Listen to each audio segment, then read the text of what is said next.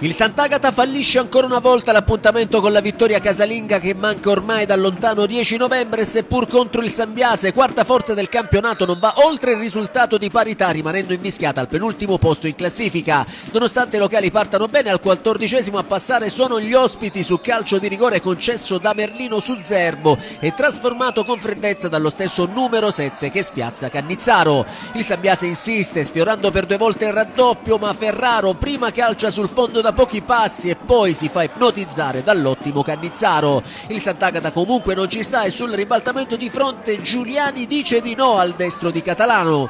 I locali spingono anche nella ripresa e dopo la parata in angolo di Giuliani sul destro velenoso di Catalano, il Sant'Agata pareggia dal successivo corner quando Zirle al volo col sinistro mette alle spalle del portiere, facendo così Sant'Agata 1, Sambiase 1 e prima rete in campionato per Zille. Nel finale i ragazzi di Ferraro cercano il gol vittoria, ma il tentativo di Catalano si perde alto non di molto, mentre il colpo di testa di Dorato è bloccato da Giuliani. Il Città di Sant'Agata rimane al penultimo posto in classifica con 20 punti, il Sambiase invece si conferma in quarta posizione con 50 punti.